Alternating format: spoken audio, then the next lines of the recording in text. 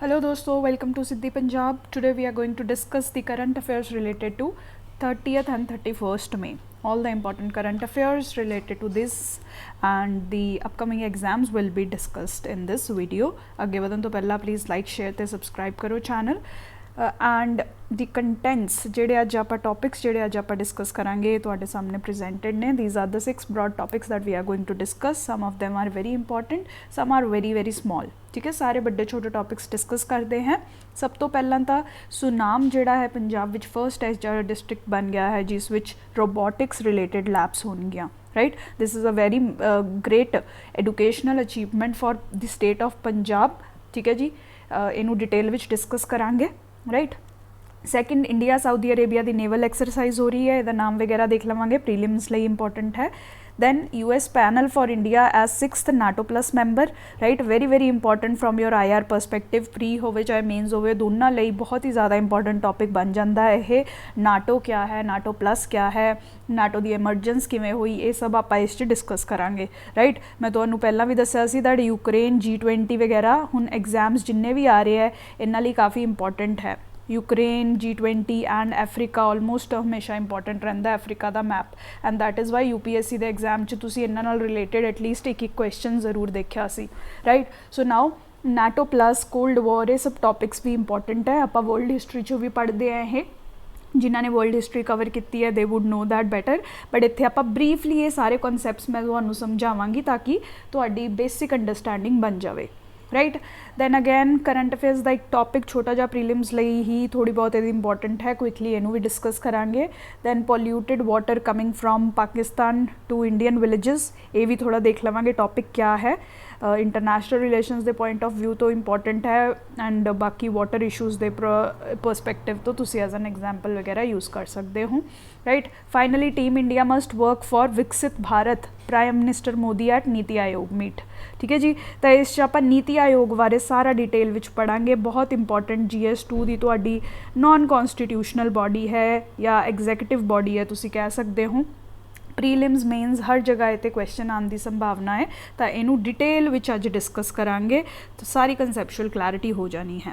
Right, let's start with our first topic. Sunam first in Punjab to have robotics labs. ठीक है जी, सुनाम पंजाब का यह फर्स्ट डिस्ट्रिक्ट या फर्स्ट असैम्बली बन गई है जिथे गवर्नमेंट स्कूल्स विच रोबोटिक लैब्स सैटअप कीतिया गई हैं. कहने का मतलब क्या है, आर्टिफिशियल इंटैलीजेंस रोबोटिक्स नाल रिलेटेड प्रीलिमिनरी एजुकेशन या अंडरस्टैंडिंग बच्चों को दी जाएगी इन्होंने लैब्स दे विच. Right, they will have equipments where they will be shown how robots work. Right, basic functioning किवें हुंदी है. तुसी खुद इमैजिन करो जो तुसी स्कूल्स च सी तुहानूं कदी कदी कैमिस्ट्री लैब च लैके जाया जाता सी, फिजिक्स लैब च लैके जाया जाता सी, बायोलॉजी लैब च लैके जाया जाता सी. We use to see cells under microscope, है ना, तो वो नाल थोड़ी प्रैक्टिकल अंडरस्टैंडिंग आती सी एंड इंटरस्ट भी बनता सी. उस तरीके नाल हुण बच्चों नूं होर इनफॉर्मेशन ते इंटरस्ट वधाउण लई बच्चों का नवे areas which upcoming futuristic areas which is robotics and AI, this initiative is undertaken. Right, इहदे नाल गवर्नमेंट स्कूल्स की एजुकेशनल क्वालिटी भी इंप्रूव होएगी, practical quality of delivery of education will improve. So this is a very good improvement या achievement for Punjab lab, Punjab's government schools.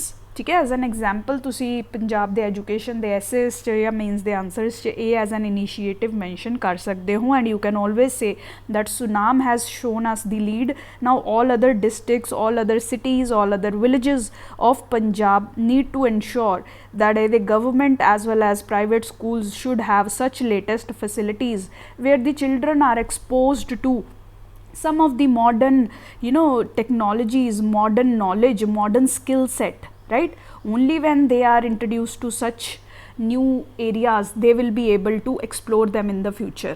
ठीक है, तुसी उसे बारे क्यूरीअस होंगे जिहड़ा तुहानूं पता है. राइट, अगर बचपन तो ही बच्चों नूं आपां सारी चीज़ां बारे एक्सपोजर दईए, whether it's books, whether it's sports, whether it's dance, then only they will be able to explore their true potential. हर चीज़ बारे जदों उन्हां नूं थोड़ी थोड़ी जानकारी है.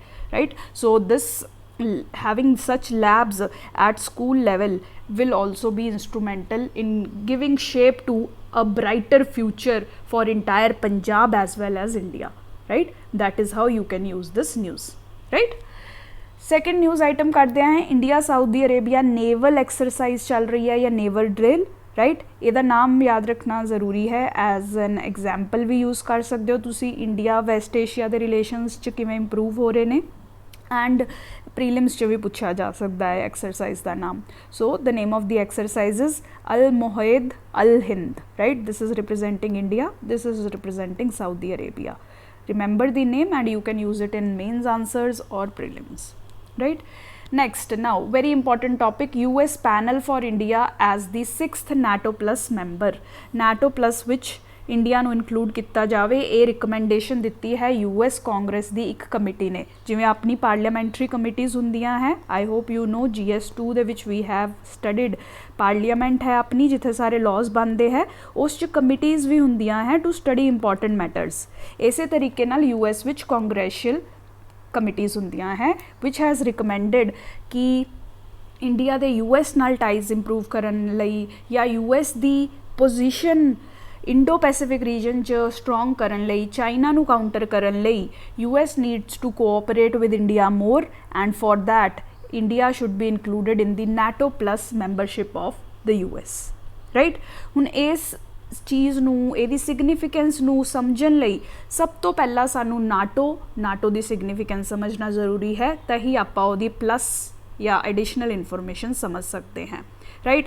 ਸਭ ਤੋਂ ਪਹਿਲਾਂ ਕੋਸ਼ਿਸ਼ ਕਰਦੇ ਹਾਂ ਸਮਝਣ ਦੀ ਅਬਾਊਟ ਨਾਟੋ, ਰਾਈਟ? ਹੁਣ ਦੇਖੋ 1945 very important year for our world history ਜਾਂ ਆਪਣੇ ਵਰਲਡ ਦੇ ਇਵੈਂਟਸ 'ਚ, ਇੰਟਰਨੈਸ਼ਨਲ ਇਵੈਂਟਸ ਵਿੱਚ। ਵਾਈ?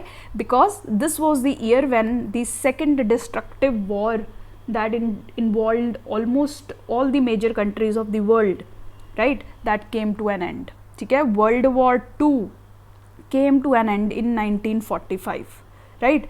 ਜਦੋਂ World War II end ਹੋਈ ਤਾਂ ਉਸ ਟਾਈਮ ਦੀ ਜਿਹੜੀ ਐਗਜ਼ਿਸਟਿੰਗ ਪਾਵਰ ਸੀ, ਜਿਵੇਂ ਕਿ ਬ੍ਰਿਟਿਸ਼, ਫਰਾਂਸ, ਜਰਮਨੀ, ਇਟਲੀ, ਬਹੁਤ ਵੱਡੀ ਵੱਡੀ ਯੂਰੋਪੀਅਨ ਪਾਵਰ ਸੀ, ਇਹਨਾਂ ਕੋਲ ਕਾਫੀ ਜ਼ਿਆਦਾ ਪੈਸਾ ਵੀ ਹੁੰਦਾ ਸੀ, but because of repeated world ਵਾਰਸ ਇਹਨਾਂ ਦੀ ਇਕਨੋਮਿਕ ਕੰਡੀਸ਼ਨ ਸ਼ੈਟਰ ਹੋ ਗਈ ਸੀ, ਰਾਈਟ? ਤਾਂ ਇਸ ਟਾਈਮ 'ਤੇ ਦੋ ਨਵੀਂ ਸੁਪਰ ਪਾਵਰਸ ਇਮਰਜ ਹੋ ਕੇ ਆਈਆਂ, right? Emergence of two new super powers you can say, which was USA on one hand, USSR ਜਿਹਨੂੰ ਅੱਜ ਆਪਾਂ ਰਸ਼ੀਆ ਦੇ ਨਾਮ ਤੋਂ ਜਾਣਦੇ ਹਾਂ, these two superpowers they came up, right? Economically they were strong, politically they were stable, socially they were developing, that is why they emerged as the superpowers of that time।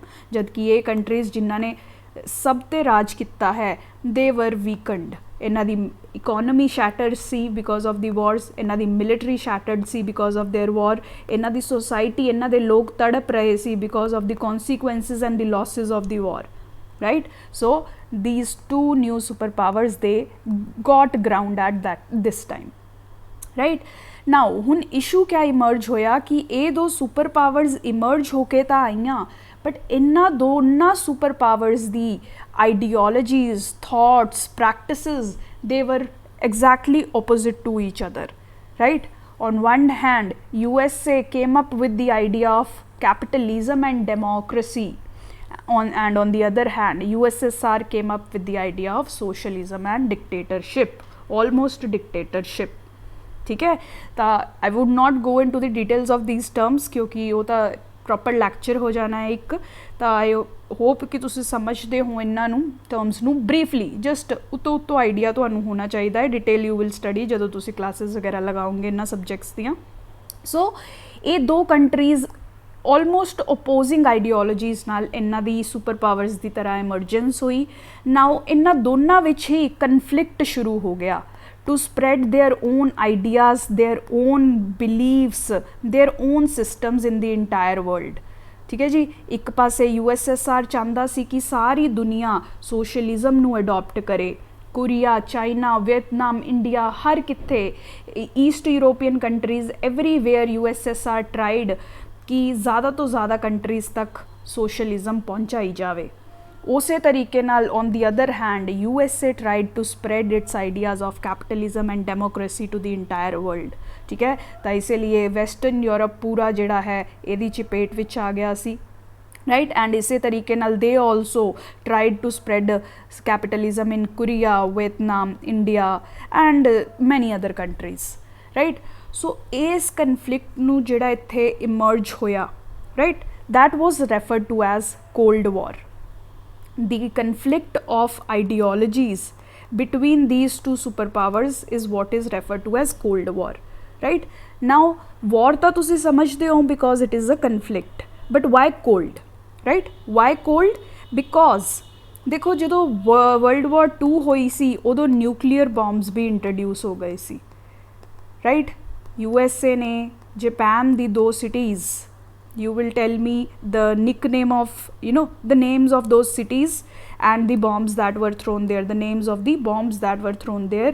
ਉਹ 2 cities ਵਿੱਚ ਜੋ bombs USA ਨੇ ਸਿੱਟੇ ਉਸ ਤੋਂ ਬਾਅਦ ਪੂਰਾ world ਤੁਸੀਂ ਕਹਿ ਸਕਦੇ ਹੋ ਨਿਊਕਲੀਅਰ ਦੀ ਦਹਿਸ਼ਤ ਤੋਂ ਕੰਬ ਗਿਆ ਸੀ, ਤੁਸੀਂ ਇਸ ਤਰੀਕੇ ਨਾਲ ਸਮਝ ਸਕਦੇ ਹੋ. everyone knew that ਅਗਰ ਨਿਊਕਲੀਅਰ ਵੈਪਨਸ ਯੂਜ਼ ਹੁੰਦੇ ਹੈ it is going to be highly destructive, ਕੁਛ ਨਹੀਂ ਬਚੇਗਾ, ਅੱਜ ਦੀ ਜਨਰੇਸ਼ਨ ਹੀ ਨਹੀਂ ਬਟ ਆਉਣ ਵਾਲੀ ਕਈ ਜਨਰੇਸ਼ਨਸ 'ਤੇ ਇਹਦਾ ਇੰਪੈਕਟ ਹੁੰਦਾ ਹੈ, ਰਾਈਟ? ਤਾਂ ਇਸੇ ਲਈ ਜਦੋਂ ਨਿਊਕਲੀਅਰ ਵੈਪਨਸ ਇੰਟਰੋਡਿਊਸ ਹੋ ਗਏ ਉਸ ਟਾਈਮ 'ਤੇ ਕੰਟਰੀਜ਼ ਨੂੰ ਸਮਝ ਆ ਗਿਆ ਕਿ ਅਗਲੀ ਲੜਾਈ ਅਗਰ ਹੋਈ it will be with the nuclear weapons and use of nuclear weapons will mean end of world, end of cities. And that is why a superpowers conflict te ta si, but they always avoided direct confrontation or war because that would have led to nuclear war. ठीक है, इसे ਲਈ ਇਸ ਨੂੰ cold war ਕਿਹਾ ਜਾਂਦਾ ਹੈ because they were fighting ideological grounds ਤੇ they were fighting ਜਿਵੇਂ ਇੱਕ ਦੂਸਰੇ ਨੂੰ ਦਿਖਾਣਾ, ਆਰਮਸ ਰੈਸਲਿੰਗ ਜਾਂ ਤੁਸੀਂ ਕਹਿ ਸਕਦੇ ਹੋ ਕਿ ਇੱਕ ਦੂਸਰੇ ਨੂੰ ਆਪਦੀ ਪਾਵਰ ਦਿਖਾਣਾ, ਇਸ ਤਰੀਕੇ ਨਾਲ ਉਹ ਲੜਦੇ ਰਹੇ ਬਟ ਡਾਇਰੈਕਟ ਕਨਫਰੰਟੇਸ਼ਨ ਵਿੱਚ ਕਦੀ ਵੀ ਨਹੀਂ ਆਏ, ਇਸੇ ਲਈ ਇਹਨੂੰ ਕੋਲਡ ਵਾਰ ਕਿਹਾ ਜਾਂਦਾ ਹੈ. Either they will fight through third party countries ਦੇ ਵਿੱਚ ਲੜਾਈ ਕਰਨਗੇ ਇਨਡਾਇਰੈਕਟਲੀ, ਜਾਂ ਯੂ ਨੋ ਇੱਕ ਦੂਸਰੇ ਨੂੰ ਆਪਦੀ ਪਾਵਰ ਸ਼ੋਕੇਸ ਕਰੀ ਜਾਣਗੇ ਜਿਹਨੂੰ ਆਰਮਸ ਰੈਟਲਿੰਗ ਕਹਿੰਦੇ ਨੇ, ਰਾਈਟ? ਆਰਮਸ ਰੈਟਲਿੰਗ ਇਹ ਸਭ ਕਰੇ ਜਾਣਗੇ ਜਾਂ ਸੈਬਰ ਰੈਟਲਿੰਗ ਵੀ ਕਹਿੰਦੇ ਨੇ, right? but they would not engage in direct conflict. This is what was Cold War, right? ਹੁਣ Cold War ਦੇ 3 important features ਸੀਗੇ. One was ideological war. Both the superpowers, they will fight based on ideology. Both want to spread their own particular ideology in the entire world. Second, ਦੋਨੋਂ ਹੀ countries arms ਬਣਾਉਣ 'ਤੇ, weapons ਬਣਾਉਣ 'ਤੇ, ਹਰ type ਦੇ weapons, nuclear and non nuclear weapons ਬਣਾਉਣ 'ਤੇ ਬਹੁਤ ਇੰਫਸਾਈਜ਼ ਕਰਨਗੇ, ਰਾਈਟ? ਆਰਮਸ ਰੇਸ ਦੀ ਤਰ੍ਹਾਂ ਸੀ, ਅਗਰ USA ਕੋਈ ਇੱਕ ਇਕਵਿਪਮੈਂਟ ਬਣਾਉਂਦਾ ਸੀ ਤਾਂ USSR will make ensure that ਉਹ ਇਸ ਤੋਂ ਜ਼ਿਆਦਾ ਖਤਰਨਾਕ, ਇਹ ਤੋਂ ਜ਼ਿਆਦਾ ਡਿਸਟਰਕਟਿਵ, ਇਹ ਤੋਂ ਜ਼ਿਆਦਾ ਪਾਵਰਫੁਲ ਵੈਪਨ ਤਿਆਰ ਕਰੇ. that is what is arms race. ਇੱਕ ਜਾਣਾ ਇੱਕ ਚੀਜ਼ ਬਣਾਊ, ਦੂਸਰਾ ਉਹ ਤੋਂ ਵੀ ਜ਼ਿਆਦਾ ਡਿਸਟਰਕਟਿਵ ਤੇ ਉਹ ਤੋਂ ਵੀ ਜ਼ਿਆਦਾ ਕੁਆਂਟਿਟੀ ਵਿੱਚ ਬਣਾਊ, right? And the third feature was military alliances. ਜਿਹੜੀ ਕੰਟਰੀਜ਼ ਯੂ ਨੋ ਇੱਕ ਪਾਸੇ ਹੈ USA, ਇੱਕ ਪਾਸੇ ਹੈ USSR. ਅੱਧੀਆਂ ਕੰਟਰੀਜ਼ USSR ਦੇ ਇਨਫਲੂਐਂਸ ਵਿੱਚ ਆਉਂਦੀਆਂ ਰਹੀਆਂ, ਕੁਛ ਕੰਟਰੀਜ਼ USA ਦੀ ਇਨਫਲੂਐਂਸ ਵਿੱਚ ਆਉਂਦੀਆਂ ਰਹੀਆਂ, ਅਤੇ ਇਸ ਤਰੀਕੇ ਨਾਲ ਇਹਨਾਂ ਨੇ ਅਲਾਇੰਸਿਸ ਬਣਾਉਣੀਆਂ ਸ਼ੁਰੂ ਕਰਤੀਆਂ. Alliances is nothing but grouping ਬਣਨੀਆਂ ਸ਼ੁਰੂ ਹੋ ਗਈਆਂ, ਮਿਲਟਰੀ ਗਰੁੱਪਿੰਗ ਬਣਨੀਆਂ ਸ਼ੁਰੂ ਹੋ ਗਈਆਂ. And that is what gave rise to NATO. The military grouping led by USA gave rise to the military alliance that is NATO, right? All the countries who aligned with the vision of USA, democracy and capitalism, they started coming into the ambit of NATO, right? That is what gave rise to this NATO as a military organization. Now ਹੁਣ ਇਹ ਦੇਖ ਕੇ USSR ਤਾਂ ਚੁੱਪ ਨਹੀਂ ਬੈਠੇਗਾ. USSR will also take action, will take measure, and they created Warsaw Pact, ਜਿਹਦੇ ਵਿੱਚ all the countries who aligned with the USSR and their ideas of socialism and communism, they came under Warsaw Pact, right? NATO the origin I hope ਤੁਹਾਨੂੰ ਸਮਝ ਆ ਗਿਆ ਹੋਏਗਾ. It is a post Cold World War II origin organization meant to ensure interests of USA and its allies, right? So NATO क्या है briefly if you have to understand, a military alliance formed in 1949 by 12 countries, majorly USA and USA नाल जड़ियाँ सारियां countries aligned सी, right? अगर currently देखो तो ये 31 members बन चुके ने. These are the members. अगर तुहाने ब्रीफली देखना होया, just see the members which are there in NATO. सारे याद करने की कोशिश नहीं करनी है, जस्ट ट्राई टू अंडरस्टैंड कि केड़े एरियाज. ठीक है, इन्होंने मैप से जो तुम वर्ल्ड मैप से देखोगे यू विल सी कि केड़ी कंट्रीज नाटो विच इंक्लूडिड है, right. This was basically NATO. एदा एम यही सी कि रशिया ते रशिया दी एग्रैशन तो सारे कंट्रीज़ नू बचाया जाए जो यूएस नाल अलाइंड है, राइट, जो नाटो दी मैंबरस हैं. जो भी कंट्रीज़ नाटो दी मैंबर सी उन्हां ते अगर कोई अटैक हुंदा है तो NATO will send its forces to defend them. ठीक है, नाटो ने आपकी पूरी मिलिटरी फोर्स बनाई सी. सारी कंट्रीज़ नाटो दी फोर्सिस कॉन्ट्रीब्यूट कर दियाँ हैं जो भी ये मैंबर कंट्रीज़ हैं. तो अगर नाटो दे मैंबर कंट्री ते कोई भी अटैक हुंदा है, that is when NATO forces will come to help the country. ठीक है, दिस इज़ नाटो.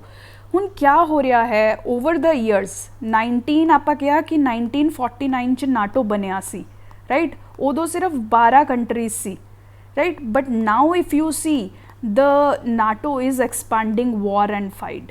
ठीक है, you know far and wide, sorry, NATO is expanding far and wide. War and fide मैंने कह दिया था, स्लिप ऑफ टंग, इंटरचेंज हो गया था. Far and wide it is spreading. Just see this map to understand this point.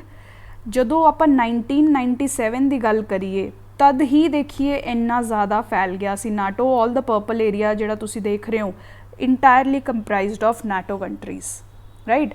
And this is just expanding. जिन्ना भी तुसी ऑरेंज शेडेड पार्ट देख रहे हो पोस्ट 1997 जिन्नियां भी कंट्रीज़ नाटो चाहिए हैं, तो तुसी देखो कि entire Europe is almost under NATO. कुछ कंट्रीज़ नू छड्ड के, बेलारूस, यूक्रेन, एक दो होर छोटियां कंट्रीज़ नू छड्ड के most of the Europe is under NATO, right. यही नाटो की एक्सपेंशन जी है रशिया नू परेशान करती है. इसीलिए रशिया तो यूक्रेन की हुण वॉर चल रही है. That is the basic cause of the war that Russia has declared on Ukraine. ठीक है, that is an topic for another day. But this is how NATO has been expanding from its earlier boundaries. ठीक है, इस ही expansion विच एक नवा grouping जिहड़ा NATO बनाना चाह रही है, दैट इज़ नाटो +5, राइट.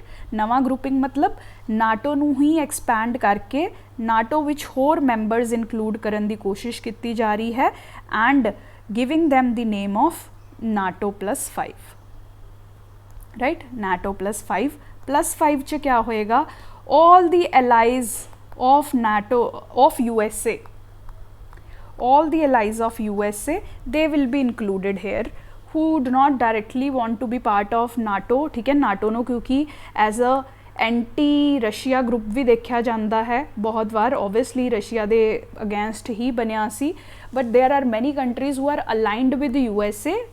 ठीक है, वो भी यह ग्रुपिंग का पार्ट होना चाहदियाँ हैं and that is why NATO +5 is being considered, जिस ये 5 कंट्रीज इंक्लूड कीतियां जाणगियां. That is the allies of USA, Australia, New Zealand, Japan, south Korea and Israel, right. हुण कांग्रेस कमेटी USA की क्या कह रही है कि अगर आप इस ग्रुपिंग विच इंडिया नू भी इंक्लूड करिए, that will be very useful for USA's interest in counter checking China, right. ये कह रहे हैं कि अगर India is made a member of NATO +5 then इस नाल क्या होएगा, that India will be able to cooperate with US in the security matters in a more swift वे.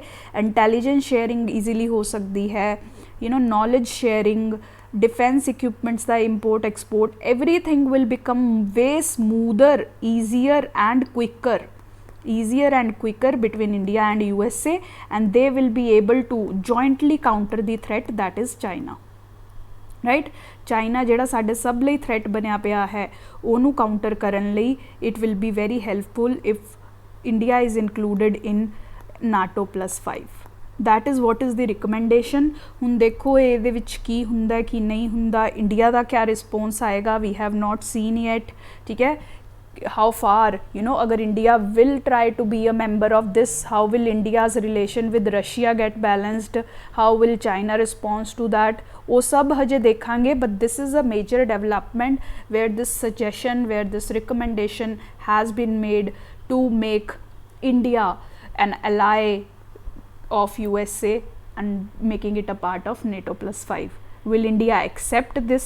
ठीक है, ये तो हजे रिकमेंडेशन दे ही जाते हैं, इंडिया का भी तो कोई से होएगा, India will not do whatever they want.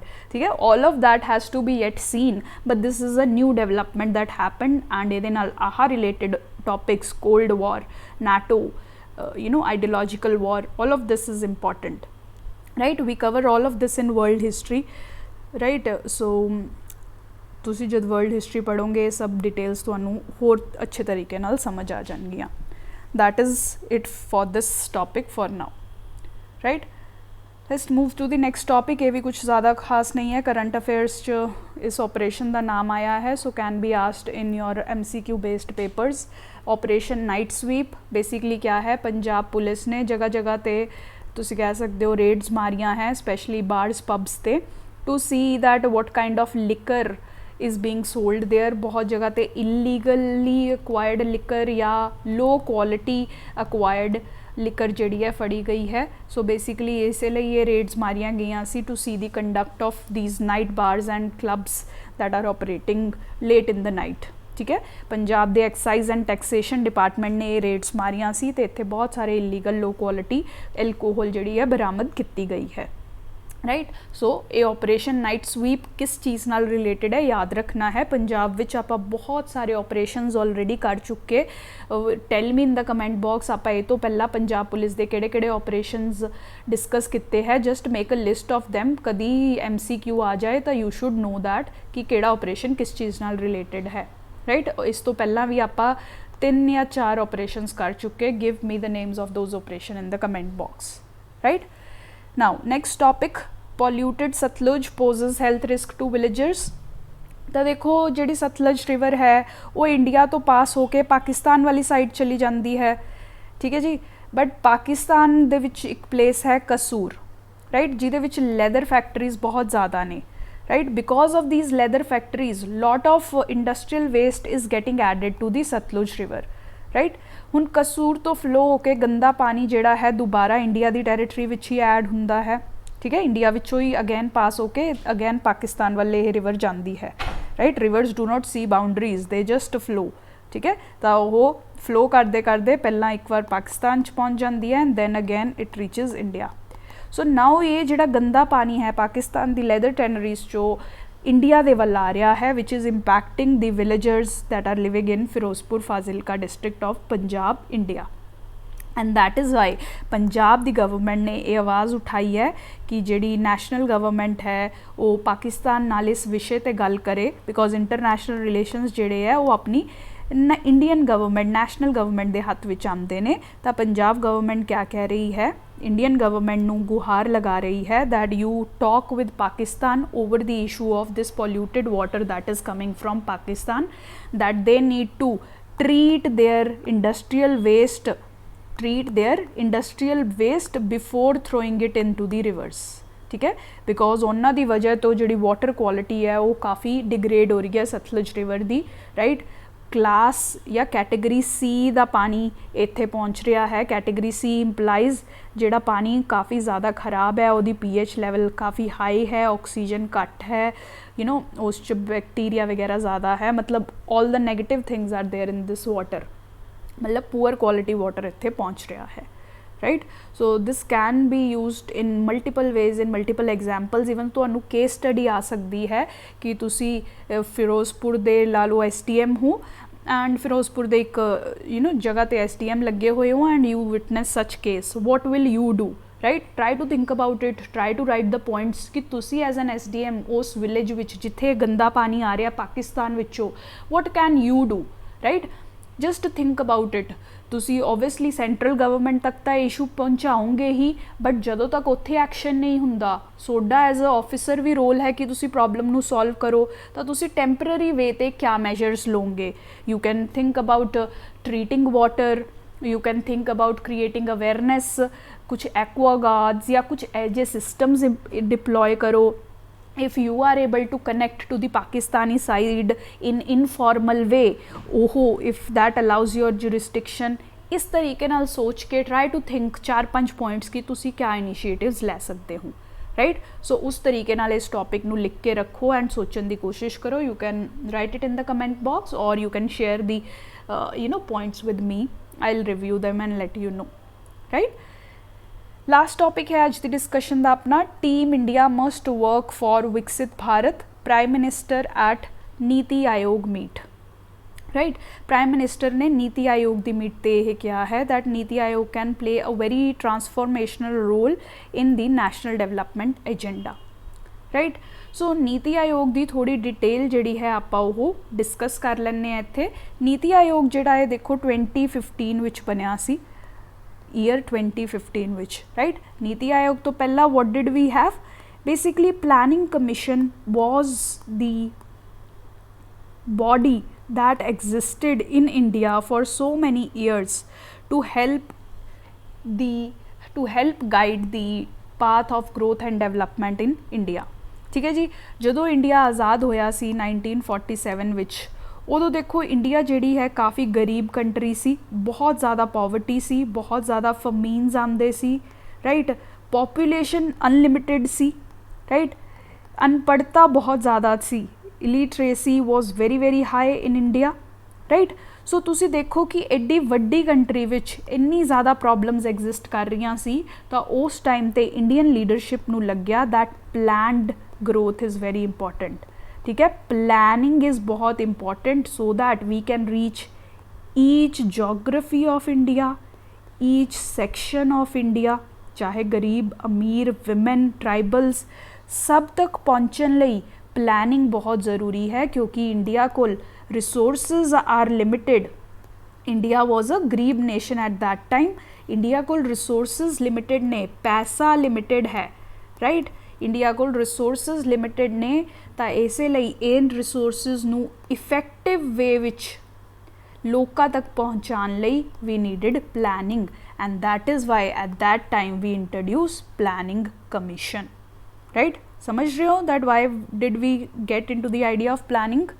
That is why we introduced a planning commission, a body that will see the resources available with India and that will also assess the needs of all the areas of India and try to match these two, right। इस दे base ते सानू 5 year plans दिया करेगी कि किस किस area च असी काम करना है, कि एजुकेशन च कितना पैसा लाना है, हैल्थ च कितना पैसा लाना है।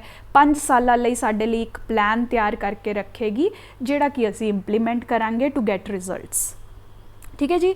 सो over the period of times ये 60 साल तक चलती रही, 12 5 year प्लान्स इन्हें 5-5 साल के ऑलमोस्ट इंटरवल ते इंट्रोड्यूस किए and India kept developing. But हुण 2015 आंदे हुए गवर्नमेंट नू ये रियलाइज़ होया that planning commission is not able to serve its purpose. Planning commission जिहड़ी है काफ़ी सेंट्रलाइज्ड बॉडी बन गई है। इंडिया जिहड़ा है वो एक डेमोक्रेटिक नेशन है, तो India which division of power है। डिवीजन ऑफ पावर मतलब साडे कोल फैडरल यूनिट्स ने, साडी स्टेट्स गवर्नमेंट्स ने, सब स्टेट गवर्नमेंट्स ने which operate in an independent manner, right.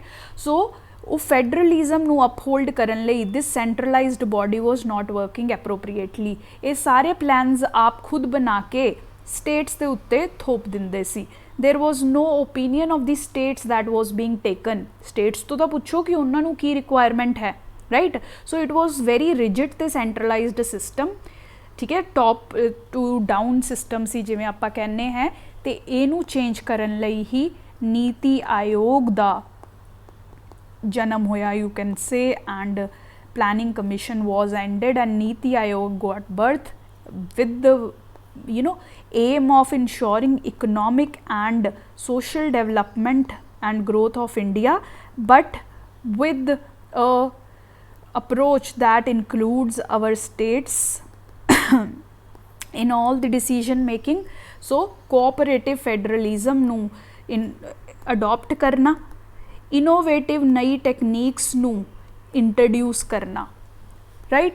ते हर कदम ते पॉलिसी साइकिल दे हर कदम ते हर स्टेट हर विलेज गवर्नमेंट नू असिस्ट करना, right? So Niti Aayog was formed with 4 major objectives. The first is cooperative federalism. I'll just show you. NITI Aayog यही 4 ਕੰਮਾਂ ਲਈ ਬਣੀ ਸੀ ਪਲੈਨਿੰਗ ਕਮਿਸ਼ਨ ਨੂੰ ਡਿਸਪਲੇਸ ਕਰਕੇ to ensure cooperative federalism, centre ਤੇ ਸਟੇਟ ਦੇ ਰਿਲੇਸ਼ਨ ਸਹੀ ਰਹਿਣ, ਸਟੇਟਾਂ ਦੇ ਆਪਸ 'ਚ ਰਿਲੇਸ਼ਨ ਸਹੀ ਰਹਿਣ ਤੇ ਸਟੇਟ ਤੇ ਸਬ ਸਟੇਟ ਗਵਰਨਮੈਂਟਸ ਹੈ ਜਿਹੜੀਆਂ ਆਪਣੀਆਂ ਪੰਚਾਇਤ ਜਾਂ ਮਿਊਨਿਸਪੈਲਿਟੀਜ਼ ULBs ਜਾਂ ਅਰਬਨ ਲੋਕਲ ਬੋਡੀਜ਼ ਜਿਨ੍ਹਾਂ ਨੂੰ ਆਪਾਂ ਕਹਿੰਦੇ ਹਾਂ, ਇਹ ਸਭ ਰਲ ਮਿਲ ਕੇ ਅਲਟੀਮੇਟ ਗੋਲ ਨੂੰ ਅਚੀਵ ਕਰਨ, that is the socio economic growth of India, right? So that was its first aim. Second सी यही innovation ਨੂੰ research ਨੂੰ promote करना. Today NITI Aayog is the biggest think tank of India. ਇੱਥੇ ਦੇਖੋ ਜਿਹੜੇ ਬਹੁਤ ਹੀ ਜ਼ਿਆਦਾ ਅਚੀਵਿੰਗ ਐਕਸਪਰਟਸ ਹੈ ਉਹ ਲੀਡਿੰਗ ਰਿਕਮੈਂਡੇਸ਼ਨਸ ਦਿੰਦੇ ਨੇ, ਇੰਡੀਆ ਦੇ ਸਾਰੇ ਇਸ਼ੂਜ਼ ਪੜ੍ਹ ਕੇ ਉਹਨਾਂ 'ਤੇ ਰਿਪੋਰਟਸ ਰਿਕਮੈਂਡੇਸ਼ਨਸ ਪਬਲਿਸ਼ ਕਰਦੇ ਨੇ ਤਾਂ ਕਿ ਇੰਡੀਅਨ ਗਵਰਨਮੈਂਟ ਉਹਨਾਂ ਸਜੈਸ਼ਨਸ 'ਤੇ ਹੌਲੀ ਹੌਲੀ ਵਰਕ ਕਰ ਸਕੇ, ਰਾਈਟ? ਤੇ ਇਹ ਥਰਡ ਇਹਨਾਂ ਦਾ ਐਕਟੀਵਿਟੀ ਕਿਆ ਹੈ, ਪੂਰੀ ਇੰਡੀਆ ਵਿੱਚ ਜਿੱਥੇ ਵੀ ਕੋਈ ਪੋਲਿਸੀ ਪ੍ਰੋਗਰਾਮਸ ਬਣਦੇ ਨੇ they will be guided by the help of NITI Aayog. NITI Aayog help ਕਰੇਗਾ ਹਰ ਸਟੇਟ ਨੂੰ, ਹਰ ਸਬ ਸਟੇਟ ਲੈਵਲ ਦੇ ਗਵਰਨਮੈਂਟ ਨੂੰ to frame policies in a better way, right? This is the entire policy cycle ਜੋ ਪਬਲਿਕ ਐਡਮਿਨਿਸਟ੍ਰੇਸ਼ਨ ਆਪਸ਼ਨਲ ਦੇ students ਨੇ they would understand this better, right? Also I want to inform कि अगर तुसी public administration optional which interested हो then you can contact again me at this number. I am soon going to start public administration optional classes, so sonu सारी detail which very easy तरीके नाल public administration optional पढ़ाया जाएगा. I will also assist you in getting maximum marks possible. I have also myself got and achieved 300 plus marks in public administration optional itself, right? Which is not a very easy achievement especially in today's time. So ਇਸੇ ਲਈ if you want proper guidance and resources in public administration you can again contact me at this number, right? So ਨੀਤੀ ਆਯੋਗ ਜਿਹੜਾ ਹੈ ਇਹ ਵੀ ਕਾਫੀ detail ਦਾ topic ਹੈ ਸਾਡੇ public administration optional ਲਈ, ਤਾਂ ਥੋੜ੍ਹਾ ਜਿਹਾ ਗਲਿੰਪਸ ਮੈਂ ਇੱਥੇ ਉਹਦਾ ਹੀ ਦੇ ਰਹੀ ਹਾਂ. GS2 ਦਾ ਵੀ ਇਹ ਬਹੁਤ ਇੰਪੋਰਟੈਂਟ ਟੌਪਿਕ ਹੈ. GS2 ਦੀ ਨੋਨ ਕੌਨਸਟੀਟਿਊਸ਼ਨਲ ਬੋਡੀਜ਼ 'ਚ ਵੀ ਇਹ ਬਹੁਤ ਪੁੱਛਿਆ ਜਾਂਦਾ ਹੈ. That is why we say public administration ਦਾ GS2 ਨਾਲ ਬਹੁਤ ਓਵਰਲੈਪਿੰਗ ਹੈ. ਵੀ ਜਰਨਲੀ ਥਿੰਕ ਕਿ GS2 PSIR ਨਾਲ ਮੈਚ ਕਰਦਾ ਹੈ, but that is not true. GS2 actually public administration ਨਾਲ ਕਾਫੀ ਓਵਰਲੈਪ ਕਰਦਾ ਹੈ. It is not true with PSIR ਵਿੱਚ ਪੋਲੀਟੀਕਲ ਥਿਊਰੀ ਵਾਲੇ ਕਨਸੈਪਟ ਹੁੰਦੇ ਨੇ. ਦੇ do not cover the GS2 parts like center state relation, like governance topics, like RTI, NGOs. ये सब instead ਤੁਹਾਡਾ public administration ਚ cover ਹੁੰਦਾ ਹੈ. So इसीलिए go consider the optional carefully, right? So ਇਸ ਤਰੀਕੇ ਨਾਲ नीति आयोग ਦੇ ਇਹ 4 ਮੇਜਰ ਫੰਕਸ਼ਨ ਹੈ. ਚੌਥਾ ਫੰਕਸ਼ਨ ਹੈ ਪੋਲਿਸੀਜ਼ ਨੂੰ ਮੋਨੀਟਰ ਕਰਨਾ. ਜਗ੍ਹਾ ਜਗ੍ਹਾ ਤੇ ਪੋਲਿਸੀਜ਼ ਬਣ ਤਾਂ ਰਹੀਆਂ ਹੈ, but R we getting the results of the policies that we are making? That is again a very important task of NITI Aayog. It has to ensure कि India gets the results of all the policies that India is making, right? So that is what नीति आयोग's basic functioning is all about, right? ਇਹਦੇ basic ਅਗਰ ਤੁਸੀਂ structures ਦੇਖੋ, India ਨੀਤੀ ਆਯੋਗ ਵਿੱਚ 2 major ਹਬਸ ਬਣੇ ਹੋਏ ਨੇ, team India hub and knowledge innovation hub. Team India ਦਾ ਮਤਲਬ ਕਿਆ ਹੈ, ਇਸ ਵਿੱਚ ਸਟੇਟਸ ਤੇ ਸੈਂਟਰਲ ਗਵਰਨਮੈਂਟ ਦੋਨੋਂ ਰਿਪਰੈਜ਼ੈਂਟਡ ਨੇ, ਦੋਨੋਂ ਆਪਣੇ ਵਿਊਜ਼ ਵਿਚਾਰ ਐਡਵਾਈਜ਼ਰੀ ਉਸ 'ਚ ਸ਼ੇਅਰ ਕਰਕੇ ਕਾਮਨ ਸੋਲਿਊਸ਼ਨਸ 'ਤੇ ਪਹੁੰਚ ਸਕਦੇ ਨੇ. Knowledge and innovation hub is all about research innovation, bringing new ideas and solutions, ठीक है। इस तुसी कह सकते हो पूरे रिसर्च टीम हो सकती है, बहुत सारे कॉलेज ग्रैजुएट्स पोस्ट ग्रैजुएट्स होंगे है जिहड़े इत्थे आपदी कॉन्ट्रीब्यूशन दिंदे है, they go on field research field study also, तो फील्ड विच डाटा पढ़ के they are giving us new solutions. ठीक है। इस एक्सपर्ट्स भी लिते जाते हैं, हर एरिया का एक्सपर्ट, एग्रीकल्चर के एक्सपर्ट, वाटर मैनेजमेंट के एक्सपर्ट्स, हर एरिया के एक्सपर्ट्स नाल गलबात करके नॉलेज क्रिएट की जा रही है, राइट। नीति आयोग की बेसिक कंपोजिशन देखो तुसी, जिहड़ी कि प्रीलिम्स च काफ़ी पूछी जाती है, MCQ बेस्ड क्वेश्चनस च। प्राइम मिनिस्टर इन्हां दे चेयरमैन है, इहदी एक गवर्निंग काउंसिल हुंदी है जिस च सारे चीफ मिनिस्टर्स ते गवर्नर्स जिहड़े है UTs दे प्रेजेंट हुंदे है। रीजनल काउंसिल्स भी बनदियां हैं स्टेट्स दे विच, जगह जगह ते रीजनल काउंसिल्स बनाईयां जांदियां हैं ताकि NITI Aayog is able to reach to the grass roots level. ठीक है जी, ठीक है। इस सारे चीफ मिनिस्टर्स होंगे, गवर्नर्स होंगे, लेफ्टिनेंट गवर्नर्स होंगे, all of they will sit and they will talk about the regional issues. ठीक है जी। स्पैशल इनवाइटीज़ नीति आयोग जी है बाहरों एक्सपर्ट्स नू स्पैशलिस्ट्स नू भी इनवाइट करती है van ever they sit for a meeting और डिस्कशन, राइट। फुल टाइम अगर ऑर्गेनाइजेशन देखो जो ये हर टाइम मतलब ये तो कदी कदी मिलदियां ने, prime minister governing council and all, full time अगर तुसी देखो यदा वाइस चेयरपर्सन इनू बेसिकली चलाता है, right. Vice chairperson who is appointed by prime minister, right. You will tell me in the comment section who is the vice chairperson of NITI Aayog currently. ठीक है जी, ये नाम भी इंपॉर्टेंट है, याद रखना है। ठीक है। उस तो बाद full time members, part time members, ex officio members, ये सब ये चीफ एग्जैक्टिव मैंबर, ये सब ये मैंबर्स ने जो डेली बेसिस से इस बैठ के सारा काम देखते हैं, नीति आयोग का रिपोर्ट्स तैयार करते हैं, सोल्यूशनस देंदे हैं, स्टेट्स नाल कोऑपरेट करते हैं, स्टेट्स नू सजेशनस देंदे हैं। All the works, all the 4 categories of works that NITI is required to do, those are being performed by all these organizational features of NITI. ठीक है। इस तरीके नाल नीति जिहड़ी अपने वर्क कर रही है। ऑब्जेक्टिव्स नीति दे यही है जिहड़ा मैं तुहानूं दस्सिया, आ ब्रॉड 4 ने, ते इनू ही अगे नीति आयोग इन्हां नूं ही अचीव करने की कोशिश कर रही है through various means. National agenda set करना कि इंडिया नूं क्या चाहिदा है, अगे जाके किस चीज़ ते फोकस करना है, उस लई फ्रेमवर्क बना रही है नीति। कोऑपरेटिव फैडरलिज्म, स्टेट्स दे विच कोऑपरेशन, सेंटर स्टेट विच cooperation through various means it is trying to establish, जिवें कि प्राइम मिनिस्टर्स ते चीफ मिनिस्टर्स की मीटिंग करा रही है। चीफ मिनिस्टर्स दे सब ग्रुप्स है, तुसीं ला लो जिवें समझ लो एक जगह हरियाणा HP पंजाब नूं इकट्ठे बिठाता, that you solve your problem sitting here and we will help you solve these problems, we will give you solutions, something like that is नीति trying to do। ठीक है जी।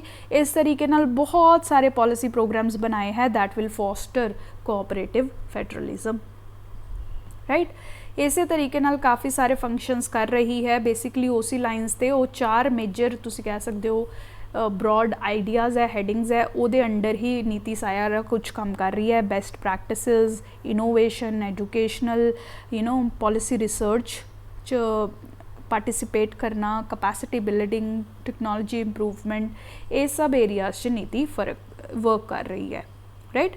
दैट इज़ वाई नीति Aayog is very important. Currently अगर तुसी देखो नीति आयोग के काफ़ी important initiatives भी चल रहे हैं इंडिया दे विच, वेरीअस इंडैक्सिस या इंडाइसिस जिन्हों कहते हैं, इंडाइसिस ये डेवलप कर चुकी है। इसका सिग्निफिकेंस क्या है? इंडाइसिस का मतलब ये है कि यह सारी स्टेट्स या डिस्ट्रिक्ट्स नू रैंक्स दे रही है, रैंकिंग दे रही है कि कौन कितना अच्छा परफॉर्म कर रहा है। रैंकिंग देने नाल की हुंदा है, कॉम्पिटिटिव स्पिरिट जिहड़ी है वो बिल्डअप होंदी है। So it is actually trying the states and villages and districts to compete with each other and improve. ठीक है। जिहड़ा कॉम्पीटिशन च जितदा है उन्होंने रिकगनाइजेशन मिलती है, तो इस लालच विच ही to get recognize, to get name build, हर डिस्ट्रिक्ट हर स्टेट जिहड़ा है वो बेहतर करने की कोशिश कर रही है, right. So these indices of NITI they are helping India in all the sectors, हर सेक्टर विच गवर्नेंस इंप्रूव हो रही है बिकॉज ऑफ नीतिज एफर्ट्स। ठीक है। That is how NITI has played a role. दोनों च अगर तुसी डिफरेंस भी देखा जाए काफ़ी इंपॉर्टेंट हुंदा है नीति आयोग ते प्लानिंग कमीशन, राइट। ये मेजरली थिंक टैंक की तरह काम करती है, एज अ ब्रेन तुसी कह सकते हो काम करती है, राइट। एक्सपर्ट्स की नॉलेज नू यूज़ करती है। ਸਟੇਟਸ ਦੇ ਨਾਲ ਰਿਲੇਸ਼ਨਸ ਇੰਪਰੂਵ ਕਰਨ ਦੇ ਕੰਮ ਕਰਦੀ ਹੈ, ਜਦਕਿ ਪਲੈਨਿੰਗ ਕਮਿਸ਼ਨ 'ਚ ਸਟੇਟ ਸਿਰਫ ਬੈਠ ਕੇ ਦੇਖਦੀਆਂ ਸੀ, they did not have much of participation, right. ਇਸ ਤਰੀਕੇ ਨਾਲ ਤੁਸੀਂ ਕਹਿ ਸਕਦੇ ਹੋ ਇਹ ਦੋਨੋਂ ਬੋਡੀਜ਼ ਜਿਹੜੀਆਂ ਡਿਫਰ ਕਰਦੀਆਂ ਹੈ। You can read these are easy, I have already explained this to you, right? That is all about this is a very important topic for prelims as well as mains, so ਇਹਨੂੰ ਧਿਆਨ ਨਾਲ ਪੜ੍ਹੋ। and you have any queries with regard to public administration and optional, just contact me, you will get all the required assistance, right? That is all for today. Thank you so much for watching.